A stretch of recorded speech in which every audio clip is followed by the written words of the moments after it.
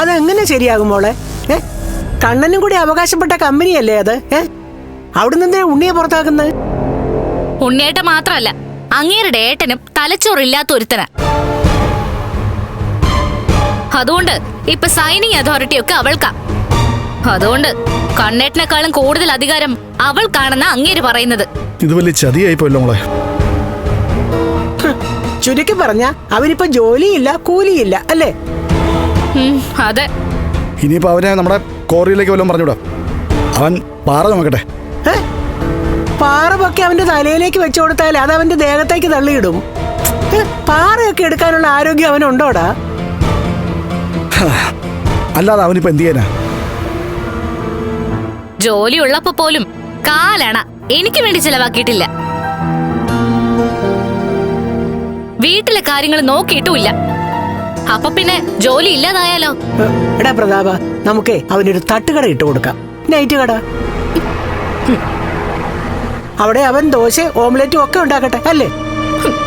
പോളെ, എന്തായാലും അവന് വേറെ പണിയൊന്നുമില്ല. ഇങ്ങനൊരു സാഹചര്യത്തിൽ നിങ്ങൾക്ക് എത്രയും പെട്ടെന്നൊരു കുഞ്ഞ് ജനിക്കണം. വേറൊന്നും കൊണ്ടല്ല മോളെ. മോക്കൊരു കുഞ്ഞ് ജനിച്ചു കഴിഞ്ഞാൽ കണ്ണൻ ആ കുഞ്ഞിനെ നന്നായിട്ട് ലാളിക്കുകയും ഓമനിക്കുകയൊക്കെ ചെയ്യില്ലേ? അങ്ങനെ വന്നാൽ അവന്റെ ബാക്കി സ്വത്തെല്ലാം മോക്ക് മോളുടെ കുഞ്ഞിനും കിട്ടും. അതുകൊണ്ട് എത്രയും പെട്ടെന്ന് മോളൊരു ഡോക്ടറെ കാണണം.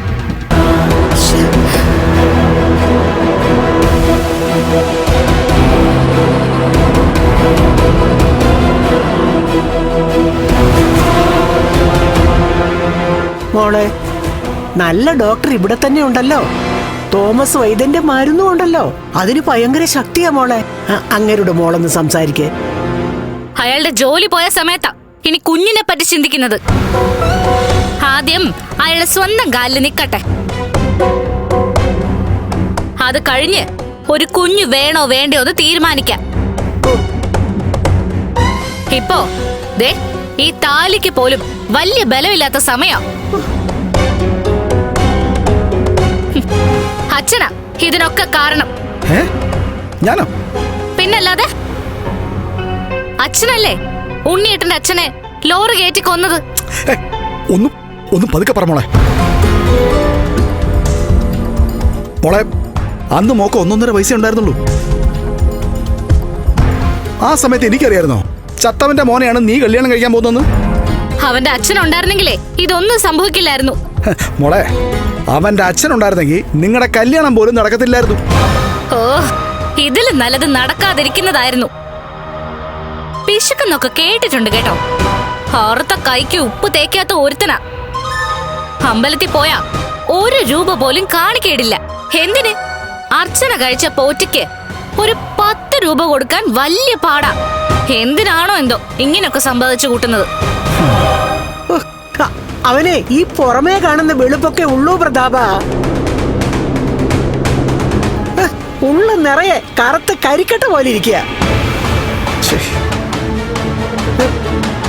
അതുകൊണ്ടാ ഇങ്ങനെ ഒരു ഗതിയും പരഗതിയും ഇല്ലാത്ത. പിന്നെ ഒരു താലി കഴുത്തിൽ വീണുപോയില്ലേ മോളെ? ഇനി എങ്ങനെയെങ്കിലുമൊക്കെ ഒന്ന് പിടിച്ചു നിൽക്കാൻ നോക്ക്. ഇവൻ വെറുതെ പറഞ്ഞതാണെങ്കിലും ഒരു ഗതിയില്ലാതെ വന്ന കോറയിലോട്ട് തന്നെ പറഞ്ഞുവിടാം. അവനവിടെ മേൽനോട്ടക്കാരനായിട്ട് നിൽക്കട്ടെ. പിന്നെ ഡ്രൈവിംഗ് ഒക്കെ അറിയാവുന്നതുകൊണ്ട് അവന് നമുക്ക് വളയം പിടിക്കാനും വിടാം. ഇവന്റെ ലോറിയും കൊടുക്കാം. അയ്യോ, എന്തിന്? അതിനി ആരുടെങ്കിലും നെഞ്ചത്തോണ്ട് കയറ്റാനോ?